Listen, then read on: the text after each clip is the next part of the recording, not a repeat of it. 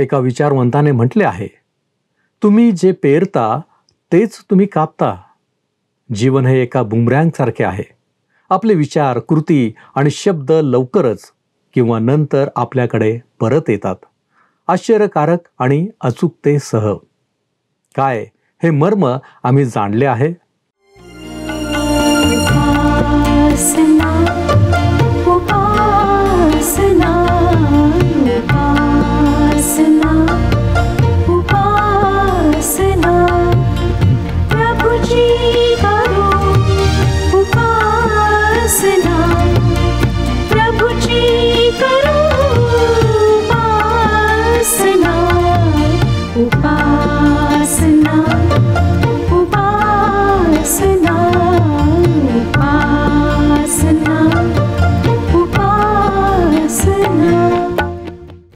प्रिय बंधू आणि भगिनींनो, आपला तारणारा प्रभू येशू ख्रिस्त याच्या सामर्थ्यवान नावात आपणा सर्वांचे उपासना कार्यक्रमात हार्दिक स्वागत.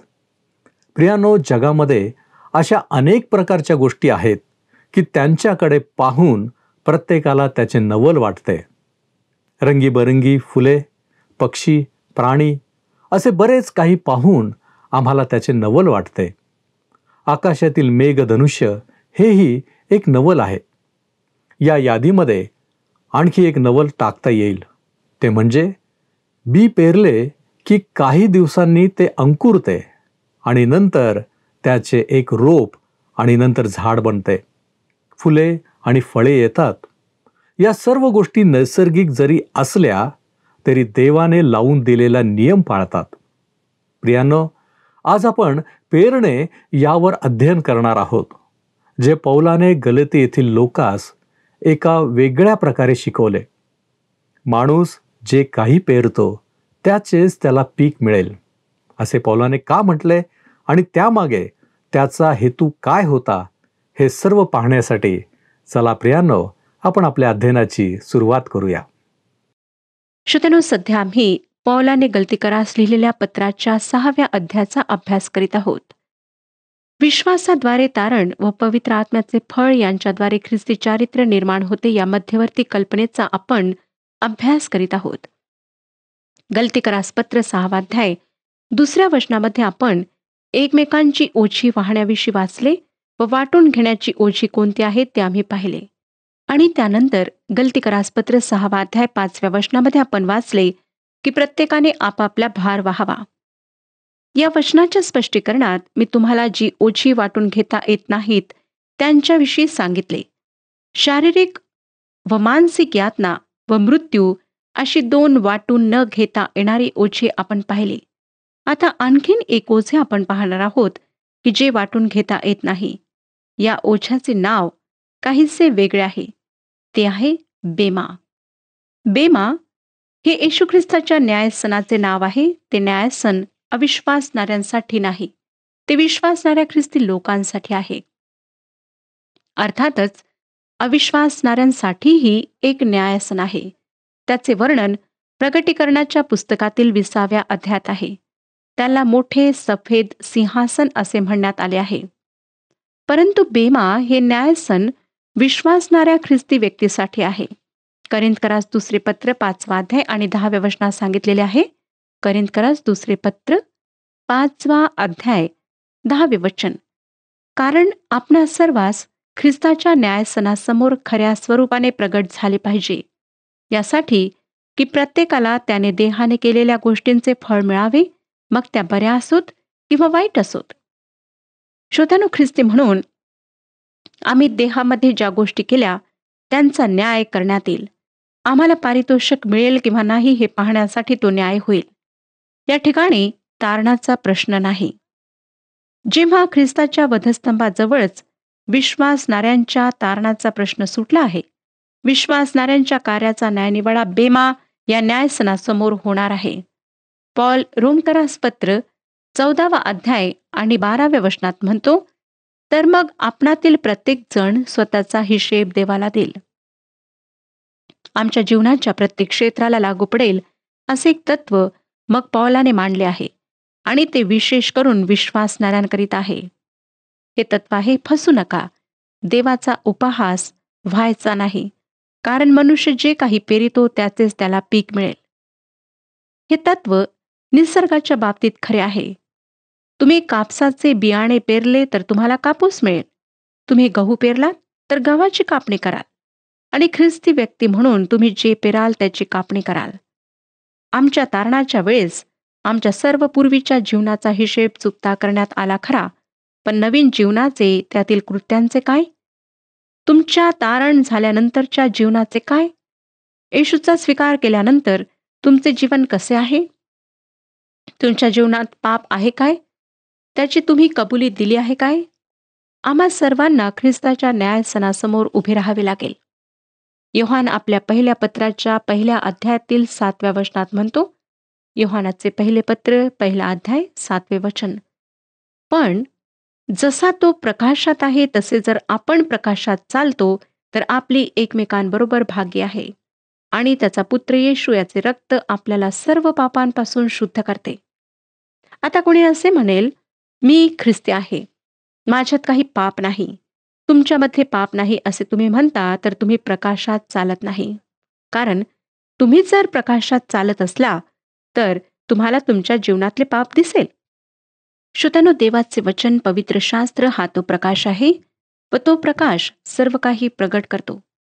आता एका वचनाचे उदाहरण घेऊन पहा. याकोबाचे पत्र 4था अध्याय 17वे वचन सांगते, चांगले करणे कळत असूनही जो त्याप्रमाणे वागत नाही त्याला ते पाप आहे. तुम्हाला हे वचन लागू पडते काय? मला वाटतं श्रोत्यानो, ते आपल्यापैकी प्रत्येकाला लागू पडते. चांगले करणे कळत असूनही जो ते करीत नाही तो पाप करतो. देवाचा पुत्र किंवा देवाची कन्या म्हणून तुमचे जीवन एक असे ओझे आहे जे तुम्ही घेऊन चालत आहात व ते तुम्हाला एक दिवस त्याच्या समोर आणावे लागेल. आता आणखीन एक प्रकारचे ओझे आहे जे तुम्ही पेलू शकत नाही व वाटूनही घेऊ शकत नाही. या ओझ्याविषयी पवित्र शास्त्र बोलते, ते ओझे आहे पापाचे ओझे. याविषयी पॉल रोमकरास लिहिलेल्या पत्राच्या पहिल्या भागात लिहितो. दावीद 38वे स्तोत्र 4थ्या वचनात म्हणतो, कारण माझे अपराध माझ्या डोक्यावरून गेले आहेत, जड ओझ्याप्रमाणे ते मला फार भारी झाले आहेत.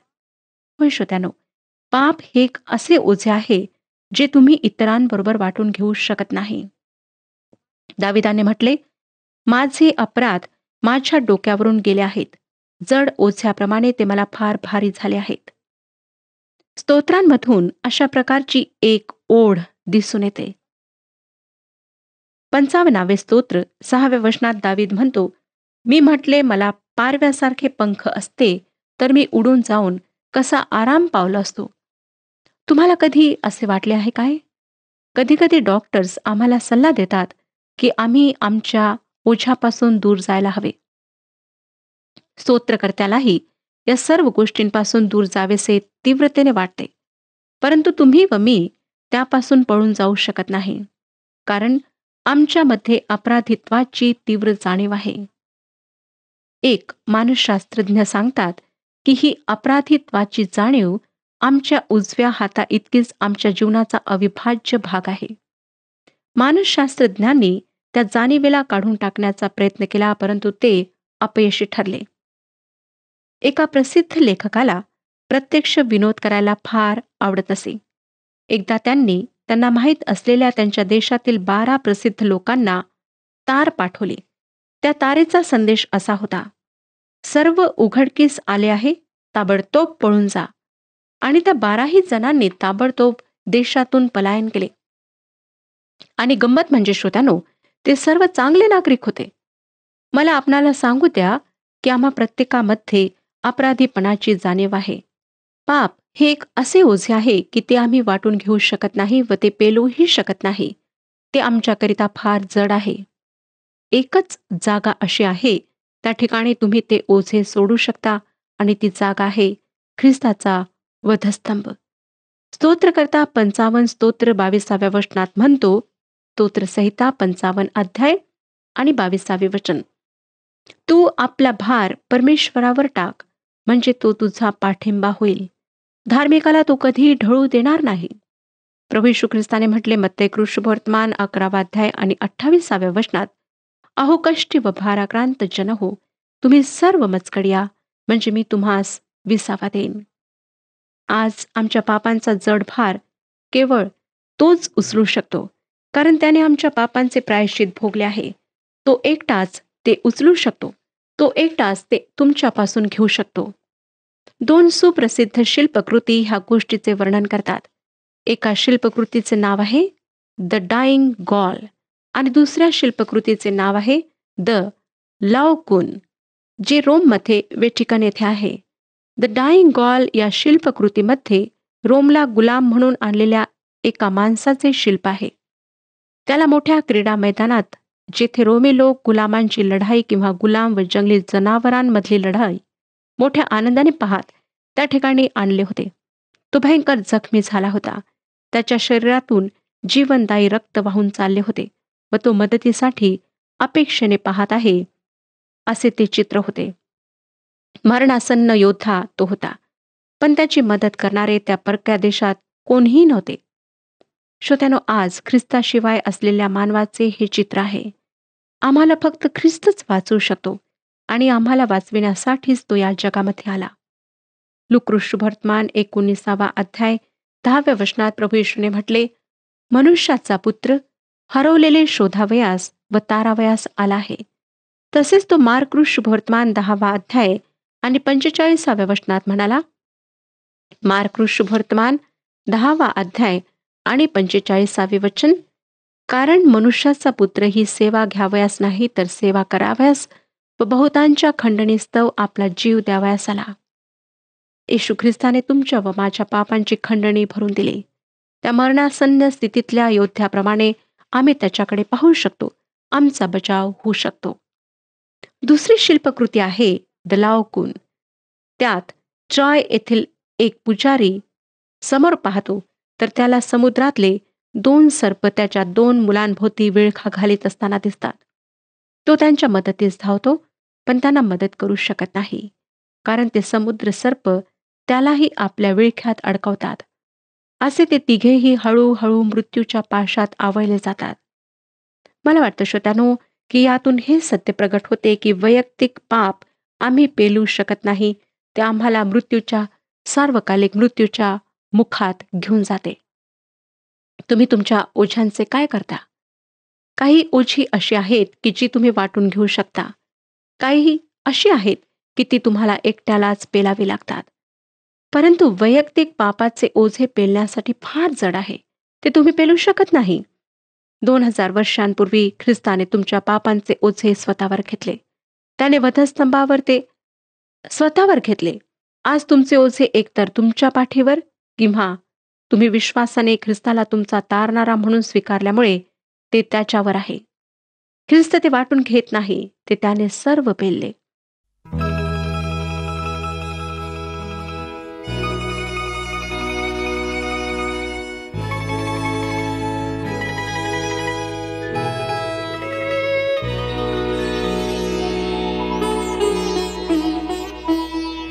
ख्रिस्ता तुझ्यावरी प्रेम वाढो, माझे तुझ्यावरी प्रेम वाढो. ख्रिस्ता तुझ्यावरी पाया मी पडते, अर्जी करीते, तुझवरी प्रेम वाढो. ख्रिस्ता तुझ्यावरी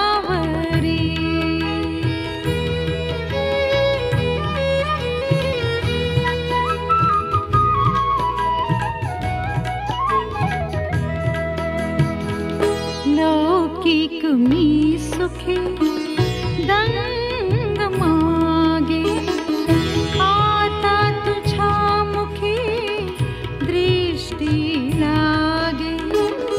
भावा मी करीते, आग्रह धरीते, तुझवरी प्रेम वाढो.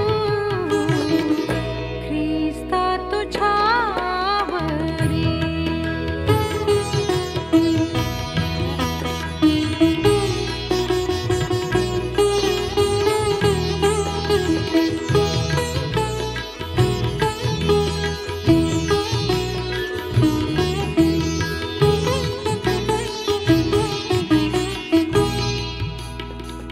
पारखिता मना आ, ओ,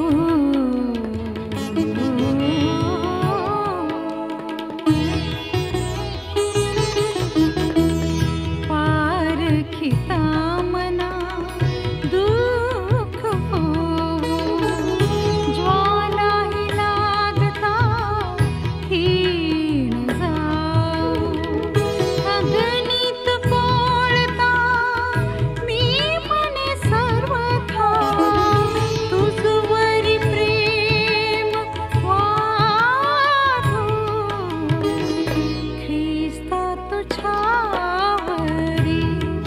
प्रेम वाढो, माझे तुझ्यावरी प्रेम वाढो, ख्रिस्ता तुझ्यावरी. पाया मी पडते, अर्जी करीते, तुझवरी प्रेम वाढो. पॉल पुढे गलतीकरास पत्र 6 अध्याय 6 वचनात म्हणतो, ज्याला वचनाचे शिक्षण मिळाले आहे त्याने ते शिक्षण देणाऱ्याला सर्व चांगल्या पदार्थांचा वाटा द्यावा. मला वाटतं की हे पवित्र शास्त्रातले अतिशय परखड वचन आहे. पॉल अगदी स्पष्टपणे या ठिकाणी बोलत आहे. ग्रीक शब्द कॉयनोनिया याचा अर्थ भागीदारी असा होतो, म्हणजे वाटून घेणे, ख्रिस्ताच्या गोष्टी एकत्रितपणे वाटून घेणे होय. पॉल परखडपणे म्हणतो, तुमच्या उपदेशकाला पगार द्या. जर कोणी तुम्हाला आत्मिक फायदे करून देत असेल, त्याविषयी तुमची सेवा करीत असेल, तर भौतिक गोष्टींद्वारे त्याची सेवा करा. जर परमेश्वराने तुम्हाला भौतिक गोष्टींविषयी आशीर्वाद दिला असेल आणि तुम्हाला कोणाद्वारे आत्मिक आशीर्वाद प्राप्त होत असेल, तर तुम्ही त्या व्यक्तीची भौतिक गोष्टींनी सेवा करा. ही गोष्ट सहभागितेच्या तत्वावर आधारित आहे. श्रोत्यानो, तुम्ही किराणा दुकानात गेलात आणि तेथून हव्या त्या गोष्टी घेऊन आपल्या पिशवीत टाकल्यात व त्या गोष्टींची किंमत न चुकवता दुकानाबाहेर पडलात, तर तुमच्यावर कठीण प्रसंग येईल. आज अनेक लोकांची आत्मिकरित्या सेवा होत आहे, परंतु हे लोक आपल्या जवळचे काही वाटून घेत नाहीत. त्याविषयी कोणी काही विचार करीत नाही. मला अशा अनेक मंडळ्या माहीत आहेत की ज्या श्रीमंत आहेत, परंतु ते देवाच्या सेवकाला मुळीच मदत करीत नाहीत. त्यांना फक्त मुठभर असा पगार ते देतात. त्यांच्या गरजांची त्यांना काळजी नाही. श्रोत्यानो, परमेश्वराचं वचन आम्हाला सांगतं की ज्याला वचनाचे शिक्षण मिळाले आहे त्याने ते शिक्षण देणाऱ्याला सर्व चांगल्या पदार्थांचा वाटा द्यावा. पवित्र शास्त्र सांगतं की तुम्ही तुमची आध्यात्मिक काळजी घेणाऱ्या देवाच्या सेवकासाठी अवश्य ते करावे. आपण काय करता? कदाचित देवाच्या सेवकाला मोठा पगार देण्याची आपली ऐपत नसेल, पण जे आपल्याजवळ आहे ते तुम्ही त्यांच्याबरोबर वाटून घेता काय? जे चांगले आहे ते कळत असूनही न करणे हे पाप आहे, असे पवित्र शास्त्र सांगते. जे तुमची आध्यात्मिकरित्या सेवा करतात त्यांच्याबरोबर तुम्ही आपल्या भौतिक आशीर्वादांना वाटून घ्या. गलतीकरास पत्र 6 अध्याय आणि 7 वचनात पॉल म्हणतो, फसू नका, देवाचा उपहास व्हायचा नाही, कारण माणूस जे काही पेरितो त्याचेच त्याला पीक मिळेल. हे पवित्र शास्त्रातील चित्तवेधक वचनांपैकी एक वचन आहे. हे न बदलणारे तत्व जीवनाच्या प्रत्येक क्षेत्रात दिसून येते. जर शेतीत किंवा फळबागेत तुम्ही धान्य पेरले तर तुम्ही धान्य प्राप्त कराल. जर कपाशीचे बियाणे पेरले तर तुम्ही कापसाची तोडणी कराल. नैतिक क्षेत्रात तुम्ही जे पेराल त्याची कापणी आपण कराल. प्रभू येशूने मत्ते वर्तमानाच्या 13व्या अध्यायात पेरणी करावयास निघालेल्या पेरणाऱ्याचा दाखला सांगितला. तसेच कापणी करावयास निघालेल्याविषयीही त्याने सांगितले. श्रोत्यानो, एक दिवस एक पाहुणा एका तुरुंगाला भेट देत असताना एका कोठडीत जवळून जात होता. तिथे त्याने एका कैद्याला आपले तुरुंगातले कपडे सुई दोऱ्याने शिवताना पाहिले. त्याने त्याला विचारले, तू काय करीत आहेस? शिवत आहेस काय?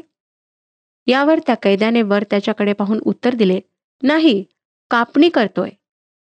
गलतीकरासपत्र 6वा अध्याय 7व्या वचनाचा हाच मुद्दा आहे. या ठिकाणी मांडलेले तत्व न बदलणारे, न चुकणारे, न बदलवता येणारे व रद्द न होणारे आहे. एक कणभरही ते बदलवता येणार नाही. ते जीवनाच्या प्रत्येक अंगाला, प्रत्येक क्षेत्राला लागू पडते. तुम्ही गव्हाची पेरणी केली तर गव्हाची कापणी कराल. तुम्ही अक्रोटाच्या झाडावरून रसाळ फळ काढू शकणार नाही. कलिंगडाची वेल कधीकधी 20 फूट अशी एकाच दिशेने वाढते, पण तिच्या टोकाशी न चुकता कलिंगड येते. श्रोत्यानो, एका देशाच्या कबरांमध्ये 5000 वर्षापूर्वीचा गहू सापडला. त्याची लागवड करण्यात आली व त्यातून गव्हाचेच पीक आले. 5000 वर्षांच्या काळात गव्हाचे ते बियाणे ही गोष्ट विसरले नाहीत की ते गहू आहे. तुम्ही जे पेरता त्याची तुम्ही कापणी करता. पवित्र शास्त्रात असे अनेक पुरुष आहेत जे या तत्वाचे जिवंत उदाहरण आहेत. त्यापैकी एक आहे याकोब. त्याची गोष्ट उत्पत्तीच्या 27 ते 29 या अध्यायांमध्ये सांगण्यात आलेली आहे. याकोबाने आपला पिता इसाक याची फसवणूक केली. त्याने बकरीचे कातडे पांघरून आपला भाऊ एसाव असल्याचे ढोंग केले. तो एक केसाळ बाहेर राहणारा माणूस होता. ज्येष्ठ पुत्राचे आशीर्वाद मिळविण्यासाठी त्याने असे केले. आपल्या वडिलांना फसविल्यानंतर याकोब पळून गेला व आपला मामा लाबान याच्याबरोबर अनेक वर्षे राहिला. त्याला वाटले की वडिलांची जी फसवणूक त्याने केली होती त्यातून तो निभावला गेला आहे. परंतु लक्षात आणा की परमेश्वर म्हणतो, जे तुम्ही पेरता त्याची तुम्ही कापणी कराल. तुम्ही जे पेरले त्याच्यासारखे काहीतरी मिळवणार नाही, तर जे पेरले त्याचीच तुम्ही कापणी कराल. याकोबाचे काय झाले? तो लाबानाची धाकटी मुलगी राहेल हिच्या प्रेमात पडला. त्याने तिच्याकरिता 7 वर्षे चाकरी केली. त्याचे लग्न झाले आणि जेव्हा त्याने तिच्या चेहऱ्यावरचा बुरखा वर केला तेव्हा त्याला काय दिसले? त्याची वधू राहेल नसून तिची थोरली बहीण लेया त्याची वधू होती. मला वाटतं श्रोत्यानो, याकोब आपल्या मधुचंद्राच्या दिवशी चांगलाच धडा शिकला. त्याने धाकटा मुलगा असून थोरल्या मुलाचे ढोंग करून आपल्या पित्याला, आपल्या भावाला फसवले होते. आता त्याला वाटले की त्याने धाकटीशी विवाह केला, पण त्याच्या मामाने त्याचे लग्न थोरलीशी लावून दिले. जसे त्याने पेरले तशी त्याने कापणी केली. तुमच्या आजूबाजूला तुम्ही पाहिलेत तर तुम्हाला अशीच काही उदाहरणे सापडतील. परमेश्वर न्यायी आहे आणि त्याचे वचन सत्य व कधी न बदलणारे आहे. ते एक त्रिकालाबाधित सत्य आहे. तुम्ही त्याच्यावर विश्वास न ठेवल्याने या त्रिकालाबाधित सत्यामध्ये काही फरक पडणार नाही. उलट त्यातील धोक्याचा इशारा न मानल्याने तुम्ही स्वतःच्या पायांवर धोंडा मात्र पाडून घ्याल. जर तुम्ही नवीन जन्म पावल्यानंतरही आपले जीवन पवित्र आत्म्याच्या द्वारे सुधरविण्याचा प्रयत्न केला नसेल, तर आताच भानावर येण्याची वेळ आहे. आताच आपल्या जीवनाचं गंभीरपणे परीक्षण करण्याची वेळ आहे. श्रोत्यानो, ही परमेश्वराची खरोखर दया आहे की तो आम्हाला वारंवार संधी देतो. वारंवार तो आम्हाला सावधान करतो, सतर्क करतो आणि सांगत राहतो की तुम्ही योग्य मार्गावर या. आपल्या जीवनातील चुका सुधरवा. आपल्या जीवनातील त्या गोष्टींना त्यागा ज्या तुम्हाला नाशाच्या मार्गावर नेत आहेत. परंतु तरी सुद्धा आम्ही बरेचदा इतके कठोर हृदयाचे होतो. आम्ही बहिरे होतो. आम्ही त्याच्या वाणीकडे कान लावत नाही. आम्ही त्याच्या गोष्टींना महत्त्व देत नाही.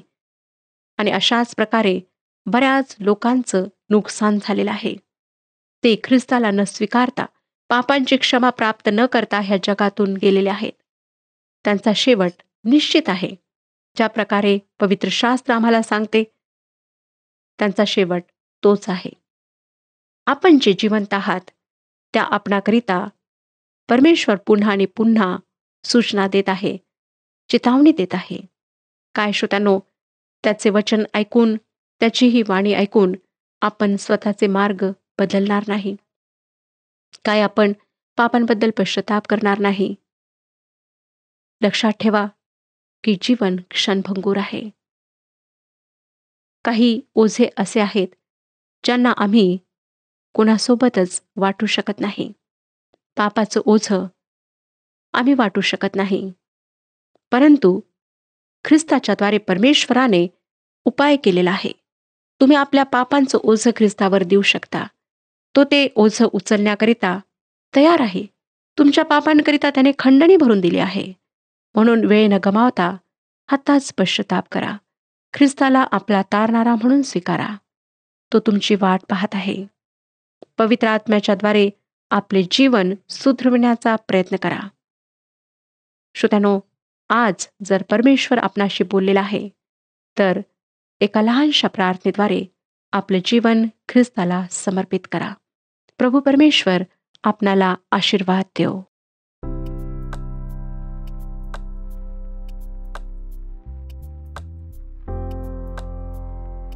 प्रियांनो, मागील कार्यक्रमातील प्रश्नाचे उत्तर आहे बी.